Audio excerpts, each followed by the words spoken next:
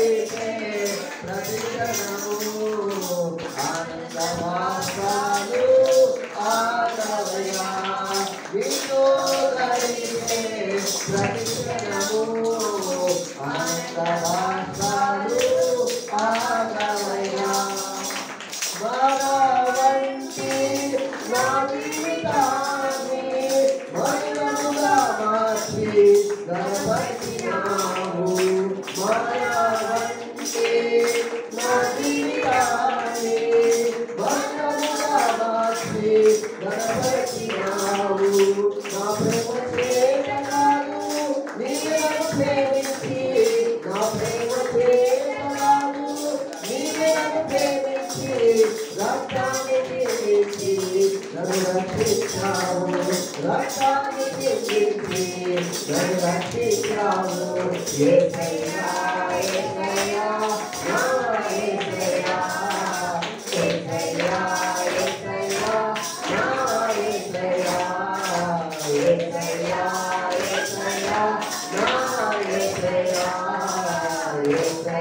యేసయ్యా యేసయ్యా నా యేసయ్యా నీతో గడిపే ప్రతిక్షణము ఆనందవాసాలు ఆగవయ్యా నీతో గడిపే ప్రతిక్షణము ఆనందవాసాలు ఆగవయ్యా గమ్యమేలేని గోపాలచారి నీతో ఉన్నాను భయము లేదన్నావు గమ్యమేలేని గోపాలచారి నీతో ఉన్నాను భయము లేదన్నావు నా శక్తి చేతగాను నీ ఆత్మవాలనే నా శక్తి చేతగాను నీ ఆత్మవాలనే వాగ్దానము నెరవేర్చి వారసునిగా చేశావు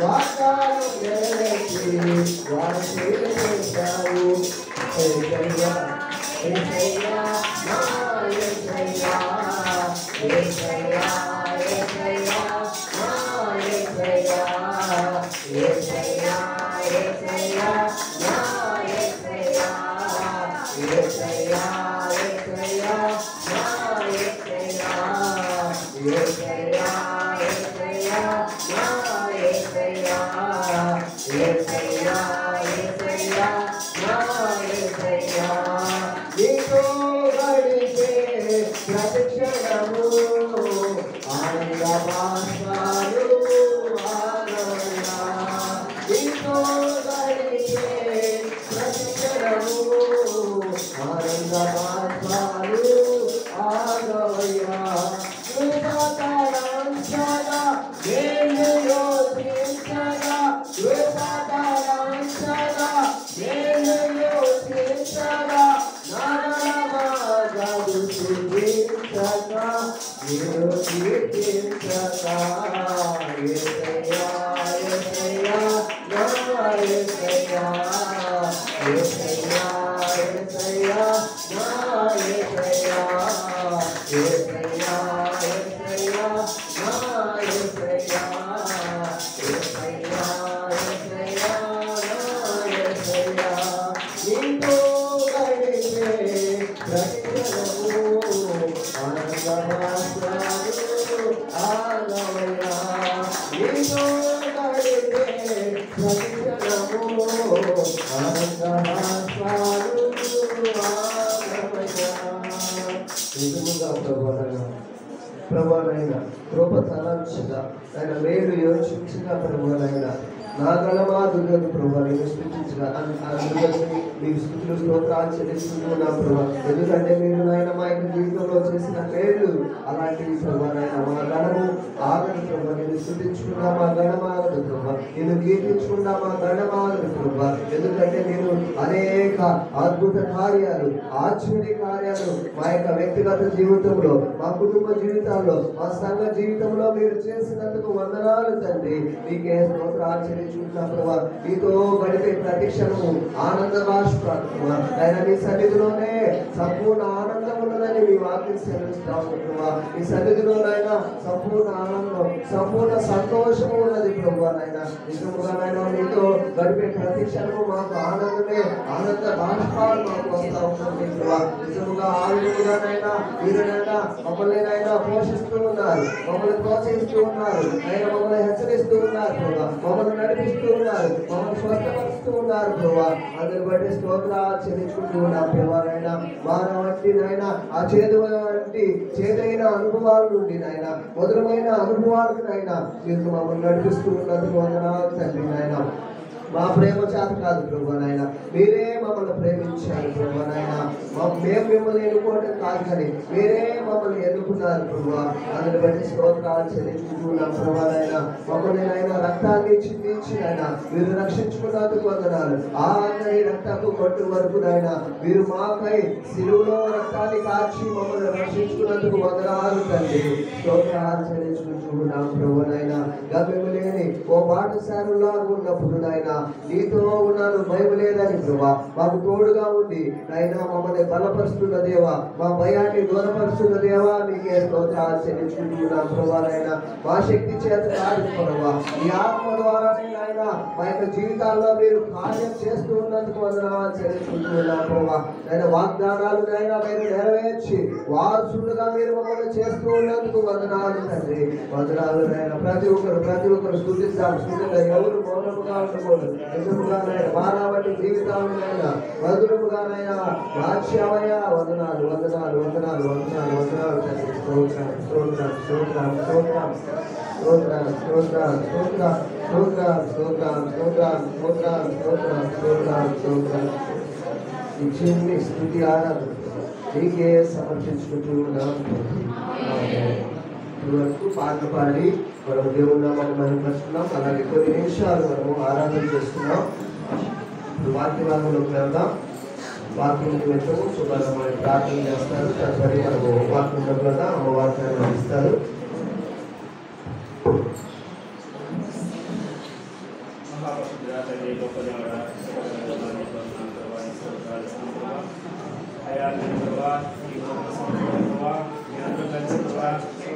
సరిగ్గా ప్రభావాన్ని చూపించిన భాగ్యం బట్టి స్తోత్రాలు ఇస్తాం ప్రభావ. 24 సంవత్సరాలు అంతా కూడా ప్రభావం మా కంటి కనుకోవాలి కాపాడిన దేవాన్ని స్తోత్రాలు ఇస్తాం ప్రభావ. అయ్యా ఈ 22 సంవత్సరాల ప్రభావ అయ్యా మీ అందరం కూడా ప్రభావాన్ని సంతోషపెట్టేసరికి మా గీత ఉండడానికి సహాయం స్తోత్రాలు ఇస్తాం ప్రభావ. అయ్యా మా తోడు ప్రభావ మరి ప్రభావ పాటలను ఆరాధన మా తోడు నడిపించిన విధానం బట్టి నీకు స్తోత్రాలు అయ్యా. అయ్యా ప్రభావ ప్రాముఖ్యమైన సమయంలోకి వచ్చున్నాం ప్రభావ. అయ్యా నీ బిడ్డ ప్రభావ నీ పక్షులు బడి ప్రభావ.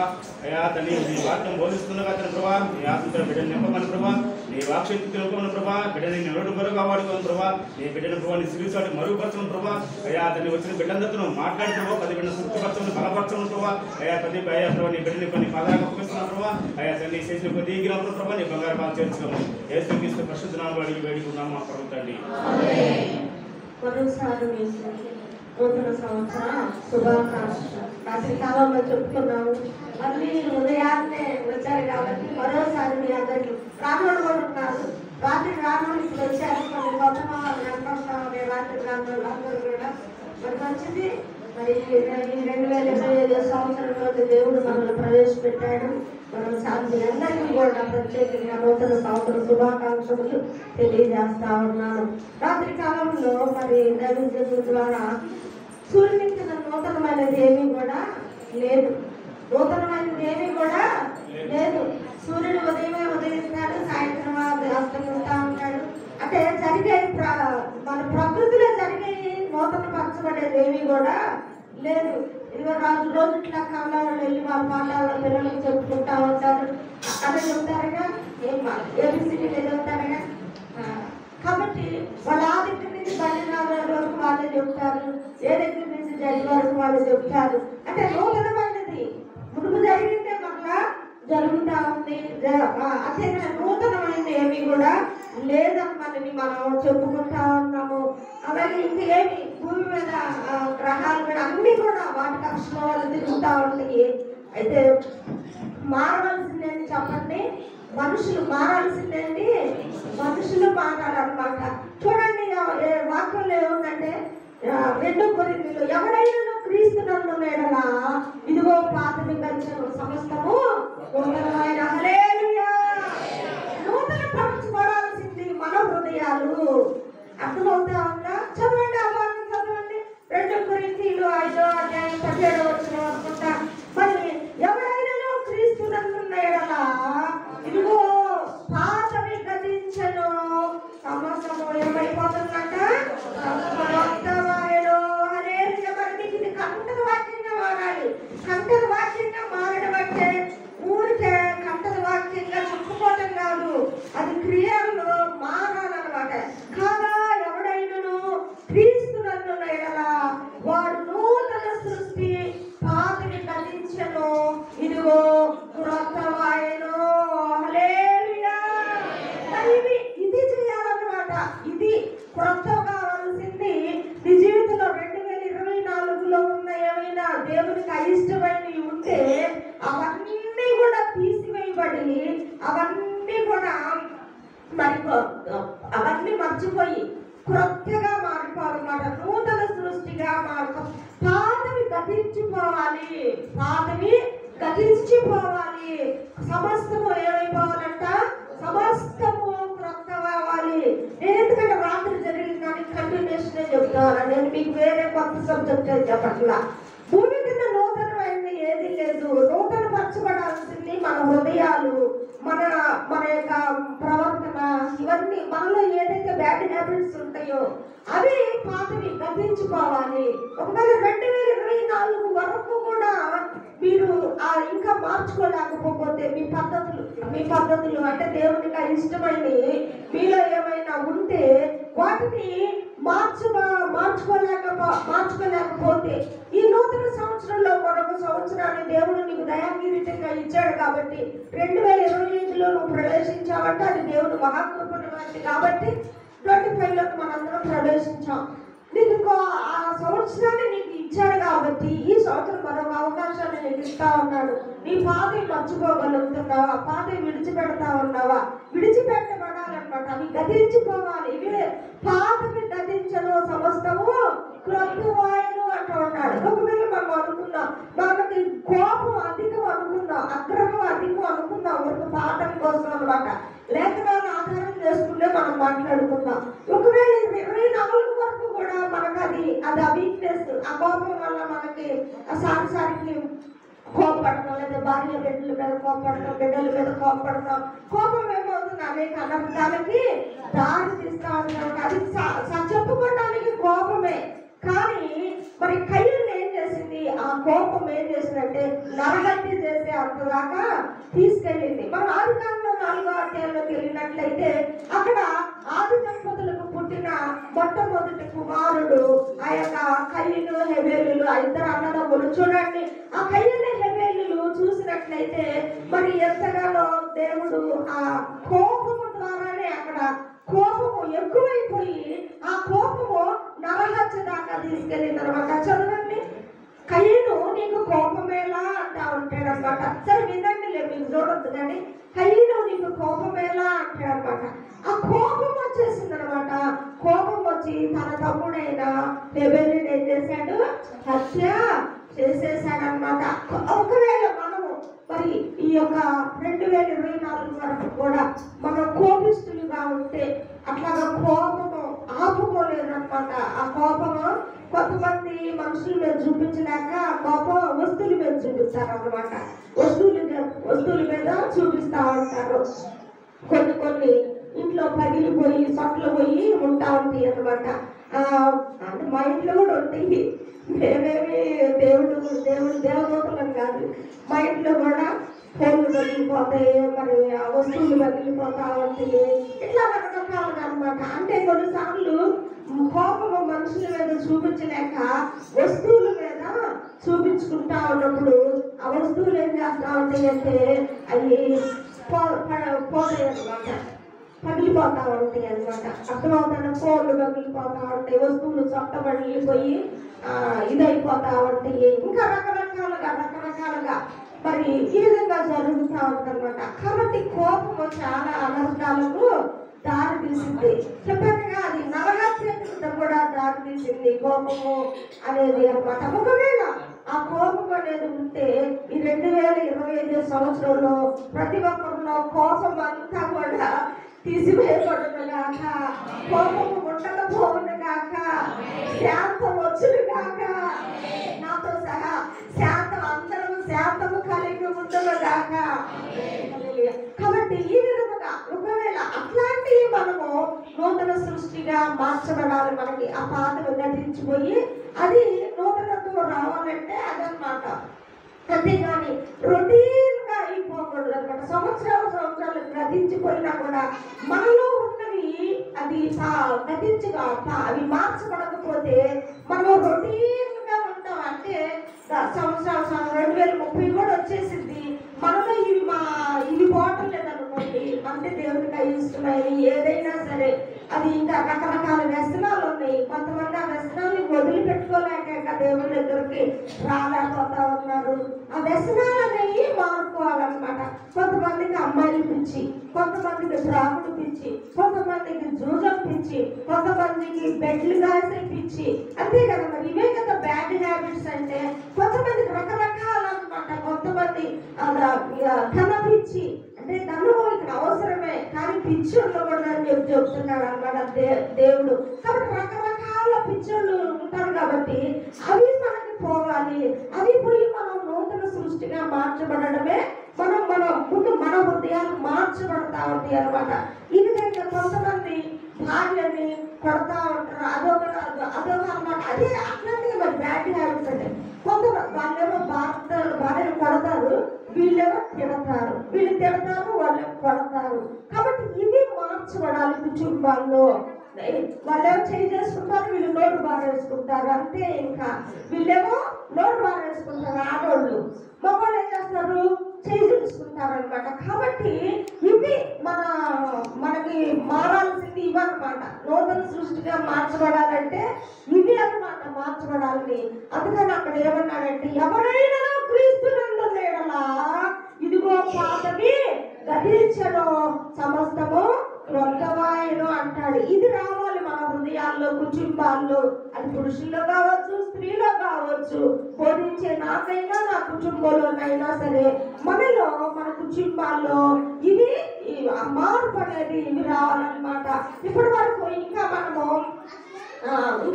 మనలో కొంతమంది గుండెలు చెప్తా ఉంటారనమాట.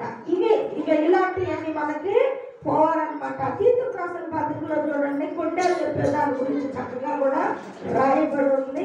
తీర్పు రాసిన 1 పత్రిక ఉంటుంది అనుకుంటా, అది అక్కడ రాయబడి ఒకటి కాదులే 3 అధ్యాయాలు ఉన్నాయి. 2వ అధ్యాయం 3వ వచనం, అలాగనే వృద్ధ స్త్రీలు కొండెకెత్తులను మిగుల మద్యపాన శక్తులు ఉన్నాయి. ఇక్కడ వృద్ధ స్త్రీలు ఏం చేస్తారంట, కొంటే కత్తులుగా, అంటే ఇక్కడ ఎక్కడైతే అక్కడ వదిలేయకుండా ఇక్కడ తీసుకెళ్ళి అవతలలో చెప్పటం, అక్కడ తీసుకెళ్ళి ఇంకోసారి చెప్పడం, కొంటాలు అంటారు అనమాట. కొంటెములు చెప్పడం అనమాట. ఇట్లాగా ఇట్లా కొంటారంటే చాడీలు ఎక్కడికైతే అక్కడ చెబుతారు మనుషులు కాబట్టి చెబుతా ఉంటారు. ఇళ్ళల్లో ఏదైనా గొడవలు వచ్చినప్పుడు ఏదైనా చెప్పుకుంటా ఉంటారు. ఎందుకంటే వాళ్ళ గుడ్డల మీద బరువు తగ్గాలి కాబట్టి చెప్పుకుంటా ఉంటారు అన్నమాట. వాళ్ళకి చెబితే బరువు తగ్గింది. అట్లా కాబట్టి అంతమాత్రం మనం కూడా ప్రార్థన చేద్దాం దేవుడికి. మనం ప్రార్థన చేద్దాం, ప్రతి విషయం ప్రార్థన చేద్దాం అని అట్లా చెప్పుకోవాలన్నమాట. ఈ చెప్పుని వాళ్ళకి చెప్పటం, మళ్ళీ ఇంకొకళ్ళకి చెప్పటం, ఇట్లాగా ఈ అలవాటు మనం ఏదైనా ఉందనుకోండి, 24తోనే అది గతించిపోవాలి. హల్లెలూయా. కానీ చాలా మనం ఫర్ ఎగ్జాంపుల్ చెప్పుకుంటున్నాం. ఒకవేళ మనందరం కూడా కుటుంబ వ్యవస్థ కలిగిన వాళ్ళమే, అత్తకోడళ్ళతో మనందరం కాపురాలు చేస్తా ఉండమే. అది సపోజ్ మనం అనుకుందాం, అత్తకోడల మధ్య ఏదైనా ఘర్షణ వచ్చింది అనుకోండి సపోజ్. మరి కోళ్ళు ఏం చేసింది, తనకు చెప్పుకునే వాళ్ళకి తను చెప్పుకుంటుంది, అత్త ఏం చేసింది తనకు చెప్పుకునే వాళ్ళకి తనకు చెప్పుకుంటా ఉంటుంది. సరే ప్రార్థన చేద్దాంలే అని మనం అలాగే సమాధానించుకోవాలన్నమాట. దేవుడు చెప్తాంలే, మళ్ళీ మనకు దేవుడు సమాధానం ఇస్తాడులే అని ప్రార్థన చేద్దాం అని అట్లా చెప్పుకోవాలి.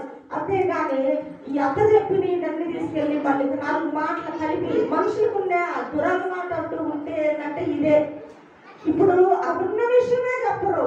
దానికి నాలుగు యాడ్ చేసి దానికి 4 కలిపి పుచ్చుకొని మొత్తం 4 మాటలు చెప్తున్నారు. దానికి ఇంకో 4 కలుపుకొని 8 చెబుతారు అవతల వాళ్ళకి అనమాట. కాబట్టి ఈ కోడలు అన్నయ్యేమో అత్తకు చెప్పడం, అత్తకు చెప్పిన అత్త అన్నయ్యేమో కోడలు చెప్పడం, అప్పుడు ఇంకా ఇంట్లో ఏమిటి అనమాట, ఇంకా ఎక్కువ అయిపోయింది అనమాట.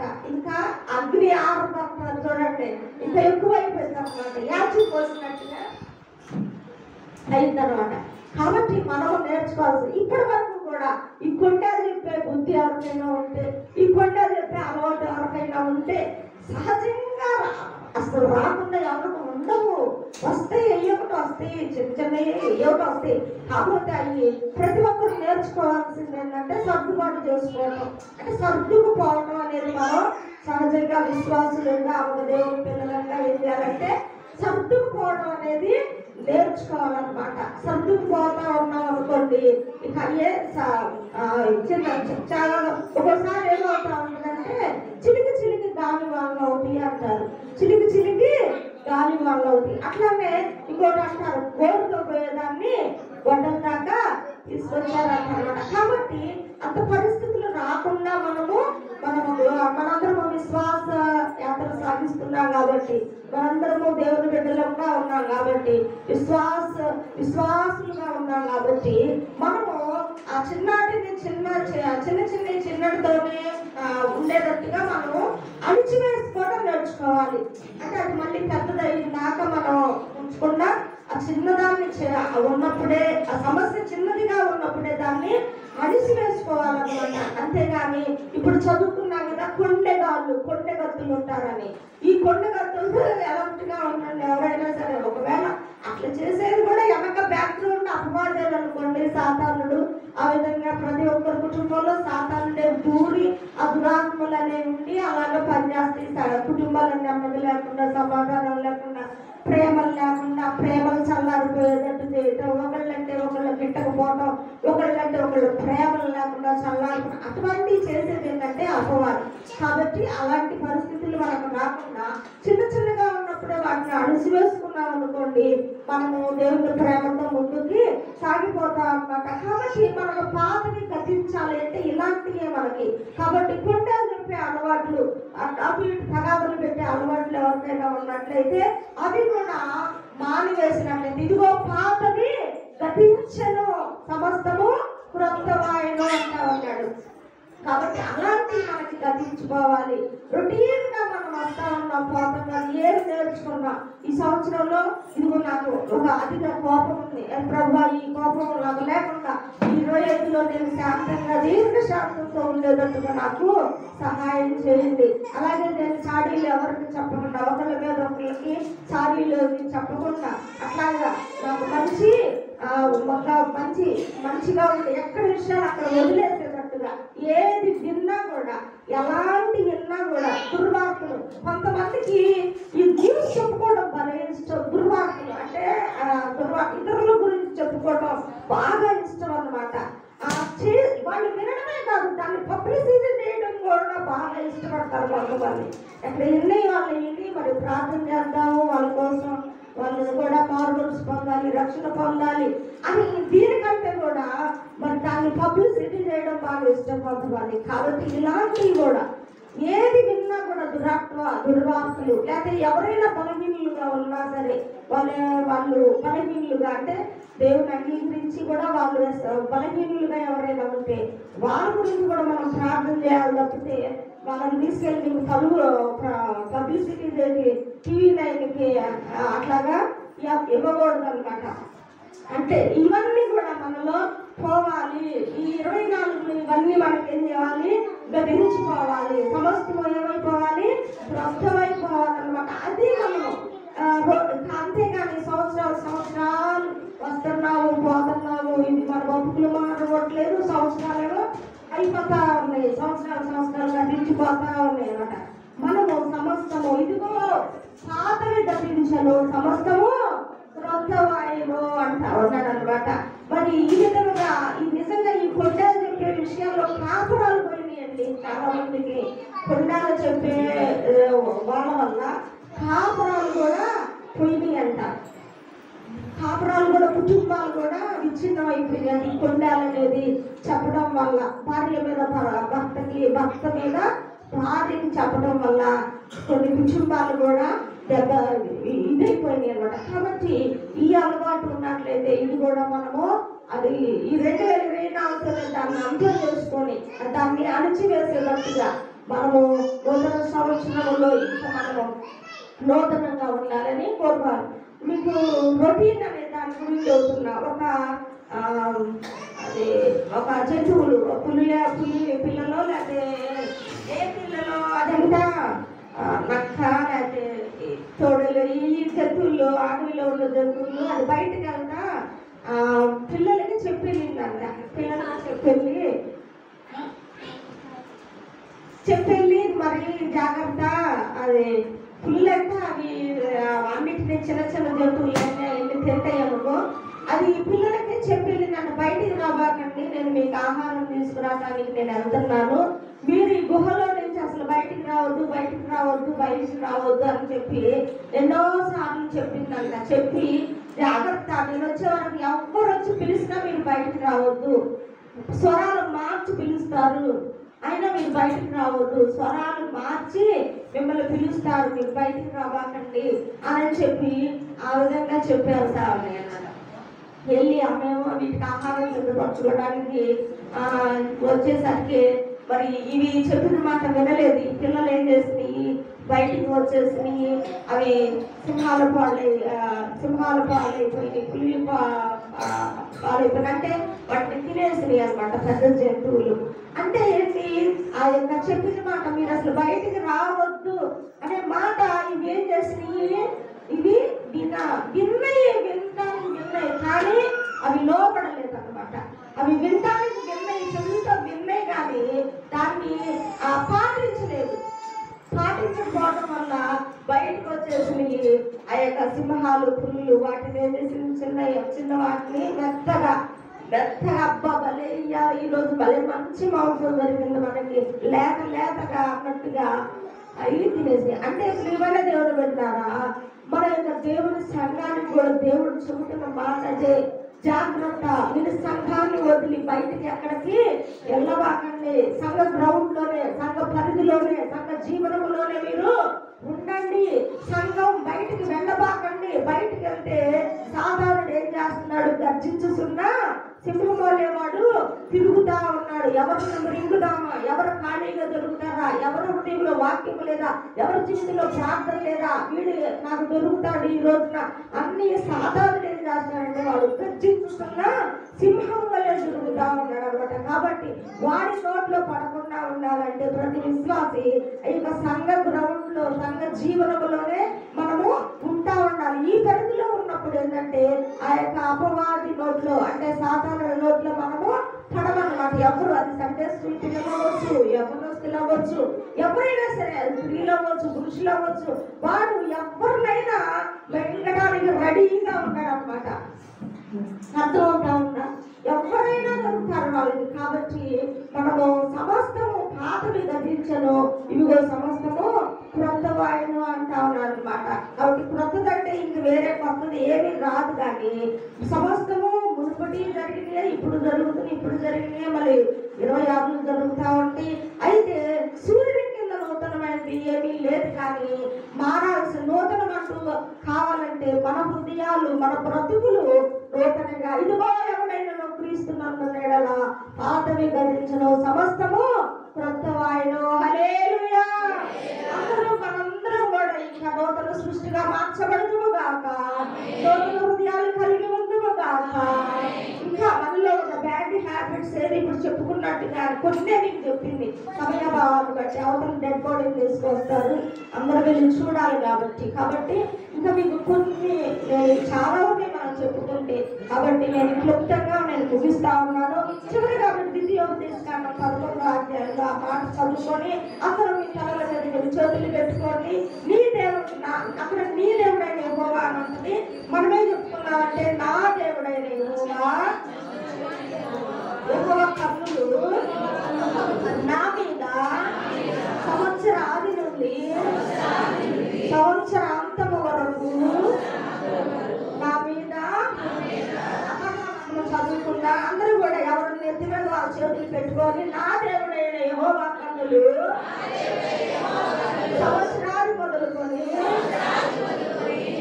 మీకేం వినపడలేదా నేను చెప్పింది? పెట్టుకోండి, ఇట్లా పెట్టుకోండి. నా దేవుడైన యెహోవా కన్నులు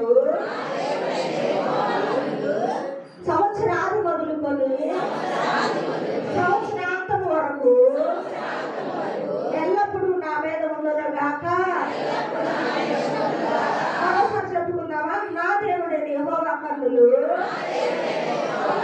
సంవత్సరాలు మొదలుకొని సంవత్సరాంతం వరకు ఎల్లప్పుడూ నా మీద ఉండగాక.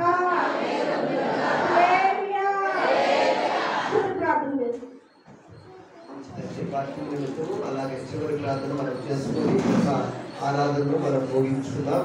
పరిశుద్ధుడా, ప్రేమ గల మా తండ్రి, దయగల మా రాజా, మీకే స్తోత్రాలు చెల్లించుకుందాం.